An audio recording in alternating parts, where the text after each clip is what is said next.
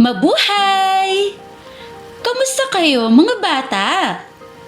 Ngayon, tayo ay nasa ikalawang aralin ng ikalawang linggo ng unang markahan sa asignaturang matematika.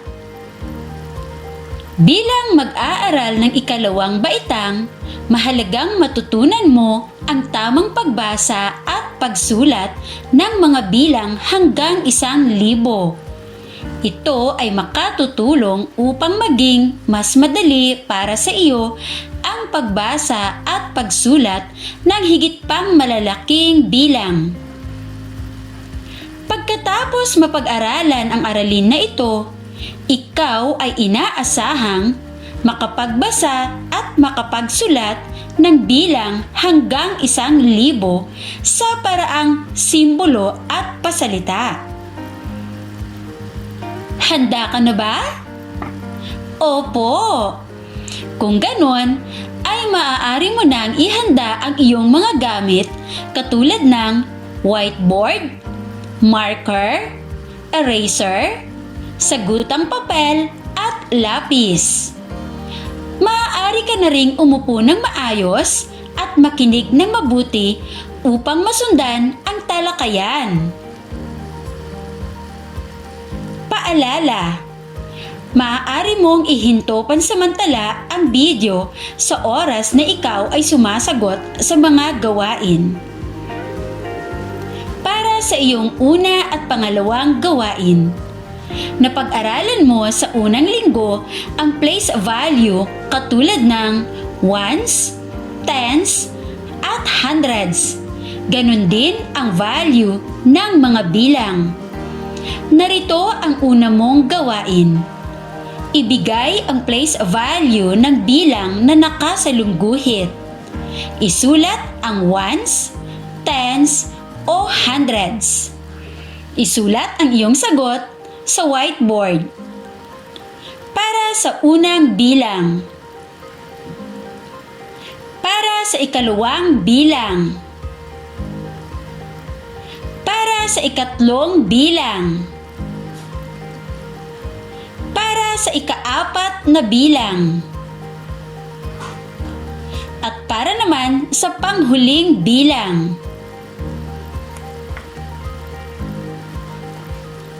Narito ang iyong pangalawang gawain. Ibigay ang value ng bilang na nakasalungguhit. Piliin ang tamang sagot sa kahon. Unang bilang. Pangalawang bilang. Pangatlong bilang. Pang-apat na bilang. At para sa iyong panghuling bilang. Tapos mo na ba itong sagutan? Halika at atin itong iwawasto gamit ang susi sa pagwawasto. Para sa iyong una at pangalawang gawain. Nakuha mo ba ang mga tamang sagot? Magaling na magaling! Kumakain ka ba ng prutas? Mahalagang kumain ng prutas dahil ito ay nakatutulong sa pagpapanatili ng ating magandang kalusugan.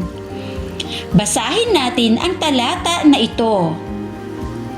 Upang mapanatiling malayo sa sakit ang pamilya, si Nanay Ellie ay namili ng prutas. Binilang niya ang mga ito at nalaman niyang mayroon siyang 165 mansanas at 510 saging. Ngayon, isulat mo sa iyong whiteboard ang bilang ng mansanas at saging na nabanggit sa talata. Patingin nga ng iyong isinulat.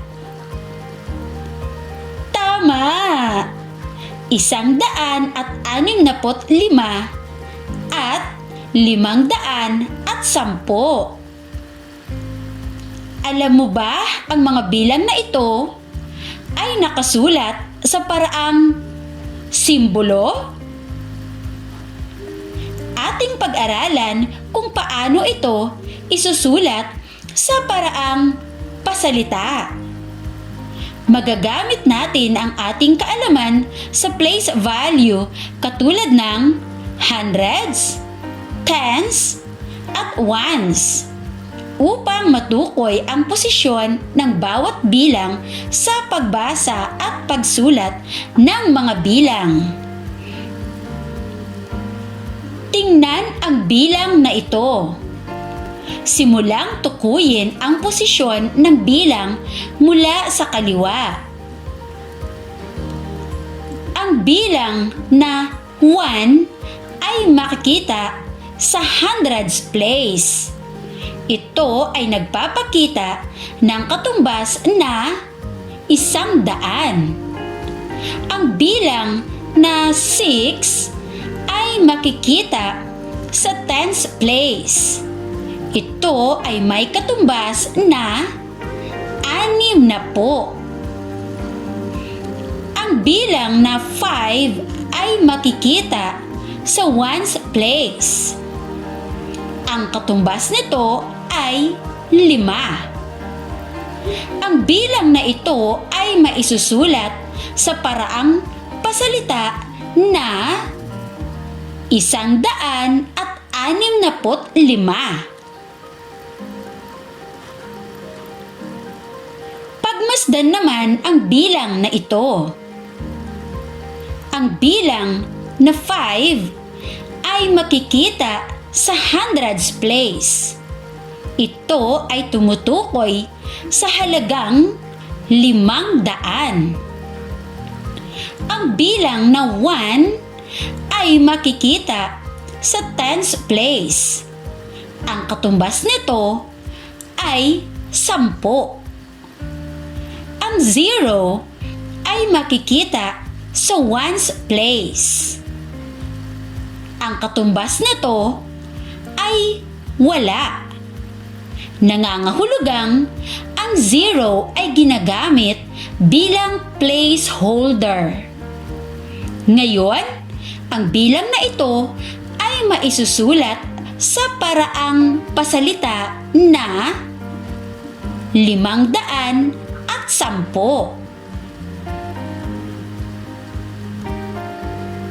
Para sa iyong ikatlong gawain, isulat sa paraang pasalita ang bilang na ito.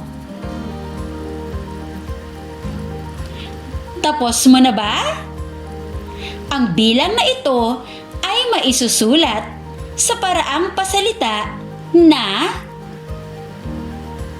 273. Nakuha mo ba ang tamang sagot? Alright! Atin namang alamin kung paano isinusulat ang bilang na nakasulat ng pasalita sa paraang simbolo.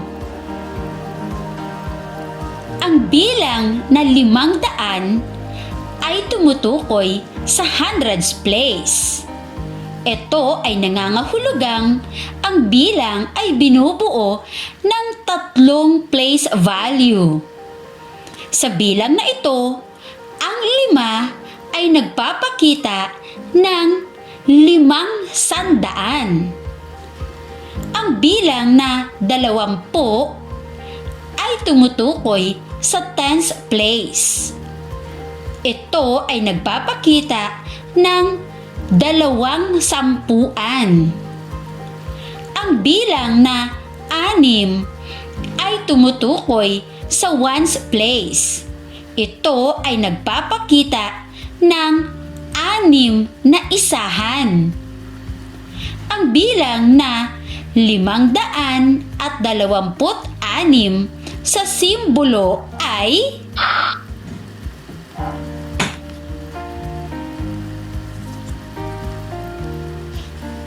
pagmasdan naman ang halimbawa na ito. Ang bilang na 400 ay tumutukoy sa hundreds place. Ito ay nangangahulugan na ang bilang ay binubuo ng 3 place value. Ang bilang na 4 ay nagpapakita ng 4 na sandaan. Ang bilang na 9 ay tumutukoy sa ones place. Ibig sabihin, mayroong 9 na isahan. Walang bilang na tumutukoy sa tens place. Kung kaya, gagamit tayo ng 0 bilang placeholder. Ang bilang na 400 ay maisusulat sa simbolo na narito ang iyong ika-4 na gawain. Isulat sa paraang simbolo ang bilang na 619.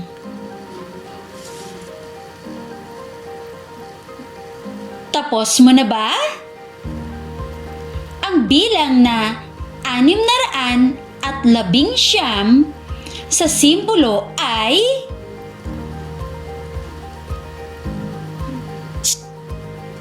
nakuha mo ba? Kung ganun, thumbs up!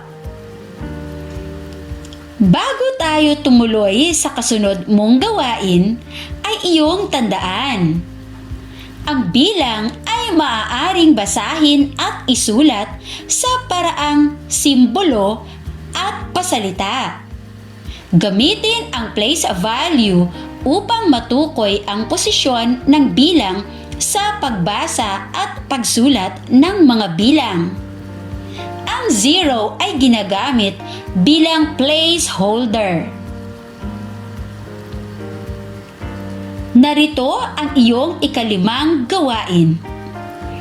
Piliin ang tamang simbolo ng bilang. Isulat sa iyong sagutang papel ang tamang sagot. Para sa unang bilang, 120.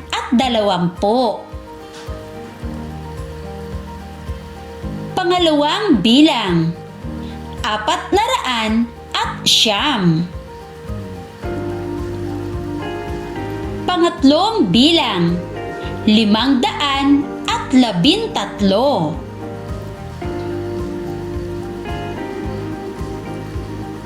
Pang-apat na bilang, 781.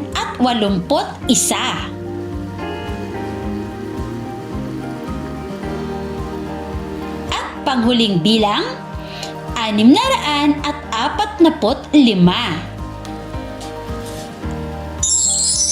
Good luck!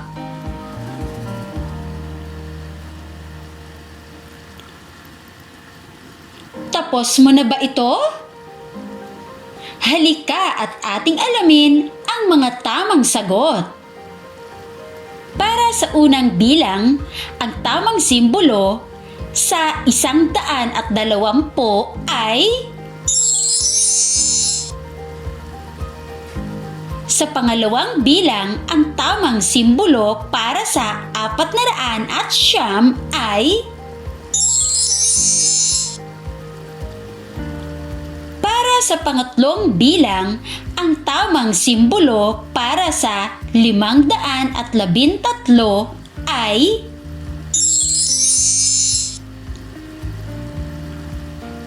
para sa pang-apat na bilang, ang tamang simbolo para sa 781 ay at para sa panghuling bilang, ang tamang simbolo para sa 645 ay nakuha mo ba ang mga tamang sagot?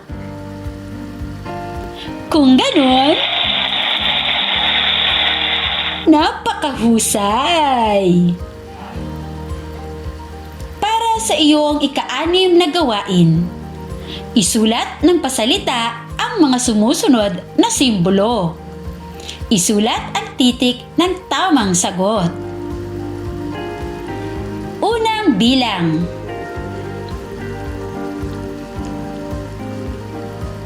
Pangalawang bilang.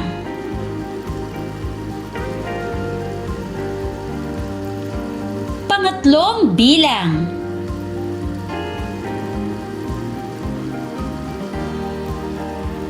Pang-apat na bilang.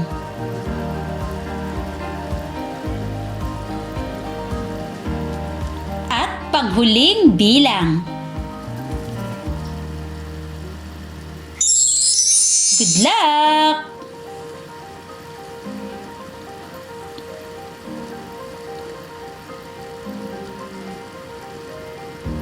Tapos mo na ba itong sagutan?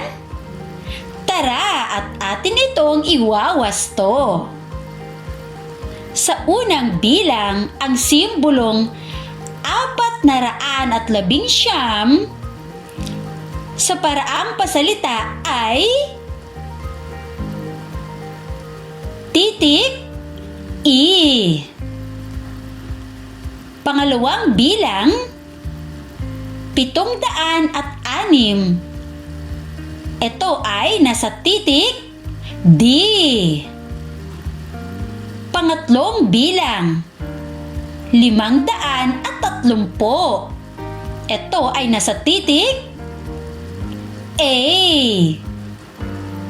Pang-apat na bilang, 624. Ito ay nasa titik F. At panghuling bilang, 821. Ito ay makikita sa titik B. Nakuha mo ba ang mga tamang sagot? Good job! Para naman sa iyong panghuling gawain, isulat ang mga sumusunod sa paraang simbolo. Unang bilang, 916. Pangalawang bilang, 370. Pangatlong bilang, 248. Isulat naman ang mga sumusunod sa paraang pasalita. Unang bilang, 402. Pangalawang bilang, 710. Isulat ang iyong mga sagot sa iyong sagutang papel. Tapos mo na rin ba ito? Halika at atin itong iwawasto. Para sa unang bilang, ang tamang simbolo ay para sa pangalawang bilang, ang tamang simbolo ay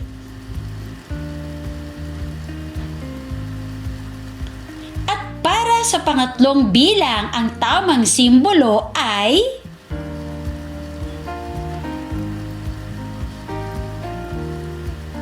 para naman sa unang bilang, ang tamang pasalita ay at sa panghuling bilang, ang tamang paraang pagsulat sa pasalita ay nakuha mo ba ang mga tamang sagot? Very good! Laging tandaan, mahalaga ang kaalaman sa tamang pagbasa at pagsulat ng mga bilang hanggang 1,000 sa paraang simbolo at pasalita.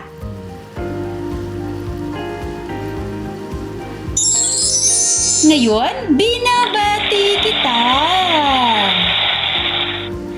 matapos mo na ang iyong aralin sa ikalawang linggo.